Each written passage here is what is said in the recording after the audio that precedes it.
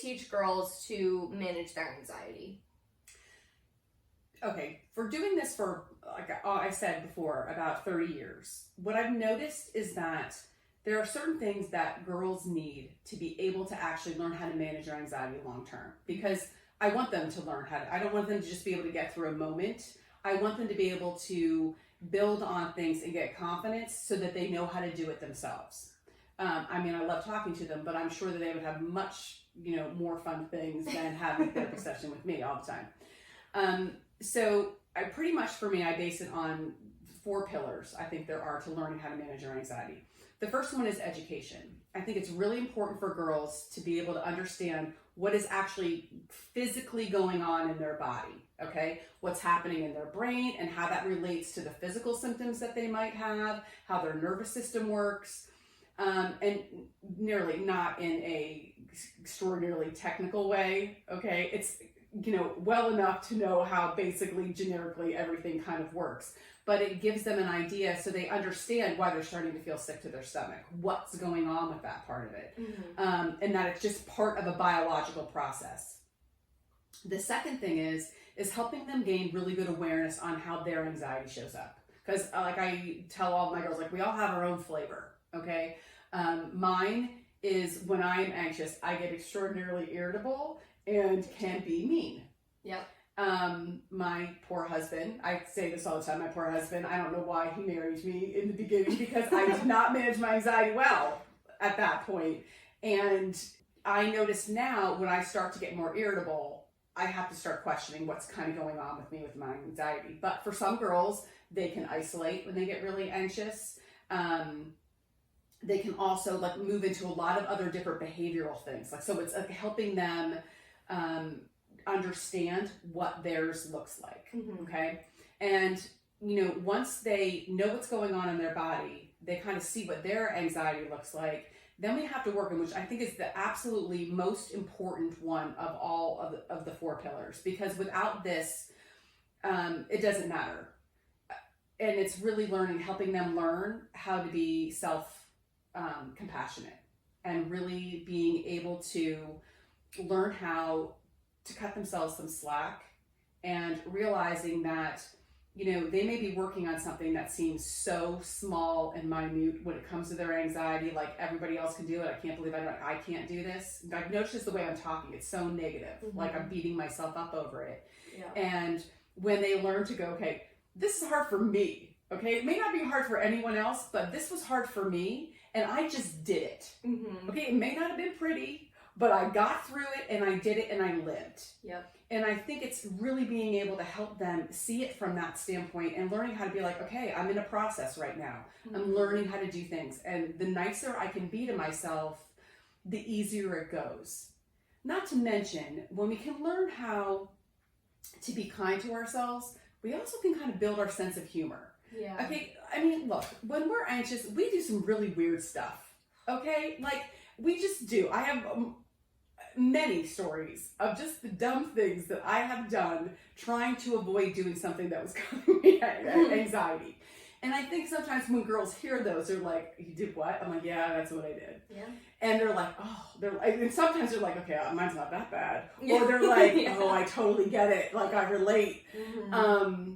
That, it helps us have a sense of humor of being like, okay, you want to hear the goofy thing that I did? Like, this is what it's about. We get to move on and be like, okay, let's have a sense of humor. We can be nice to ourselves, and then, move on to the 4th pillar, which is getting some, your self-care and building skills of how to manage it. So you would think like, okay, coping skills would be the first thing. That's usually the one thing that when parents call me and ask me, they're just like, okay, she just needs some coping skills. Yeah. She does. You're absolutely right. But if we need to work on these 3 things first, because without those 3 things, she's not going to use any of the coping skills. I mean, think about it. There are books, plenty of books. I'm in the process of writing one of my own. Okay? Yeah. With different skills and different things that girls can do to manage their anxiety. But I wouldn't have a job if the book would take care of it. If we just read and go, oh yeah, I'm going to do this. Yep. We don't have a reason to do it. One of the things I think that happens is that, girls will say to me right up from the very beginning, they're like, okay, if you're going to teach me how to breathe, then I'm out. Like, I'm not doing it. And I'm like, okay, I hear you. So how about you hang in there for about 10 minutes and I'm going to explain to you what's going on in your body and everything and tell you why taking a deep breath, what it's actually doing. Yeah. And then they're like, oh, well, why did somebody tell me that before? I'm like, well, most, either don't know how to communicate it that way, or don't even think about it that way. They just do what someone told them. Okay, I'll take a deep breath. I don't need to know why this works, but it's helping. But most of us will not do them. I wouldn't have done it either. I honestly, I would have been I roll my eyes like, I'm not breathing. Yeah. Like, this doesn't work. Not going to happen. But I think what happens is that once it gets explained, it's like, oh, well, that makes sense to me now. So now I know why I'm using it. I'm more apt to use it. Yeah. And then we learn like, okay, these skills aren't helpful unless we practice them.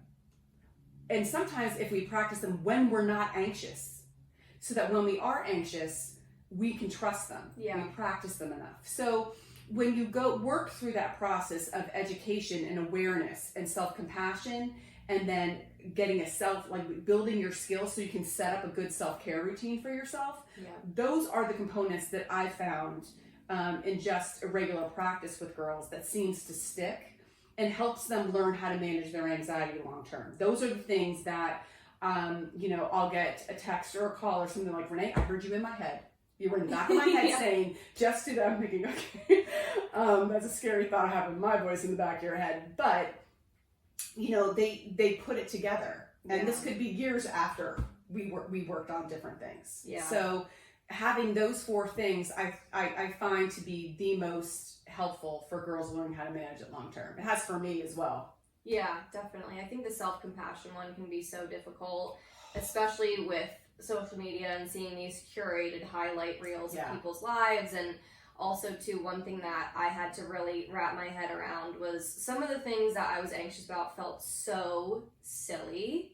Yes. And I had to think, okay, so sometimes I would think, okay, my neighbor across the street, like, they might not have anxiety doing this thing that gives me anxiety, but maybe I do something that would get, like, with no thought whatsoever, that's so easy for me, that would give them anxiety. Yes. So everyone has things that they are afraid of or feel anxious about, and just because you're anxious to do one thing that maybe other people can do easily, maybe they're anxious to do something that you can do easily. Absolutely. So everyone's got their own stuff that they're afraid of, and there's nothing wrong with you for being anxious. No, absolutely. I think it is that part of kind of pulling that together and being like, okay, the quickest way through this is me being nicer to myself instead of punishing myself along the way. Yeah. So, and look, it's a skill, even at my age, I'm still like working on pieces of self-compassion. I'll go right to the negative and then be like, oh, pull that back. That's not getting me anywhere.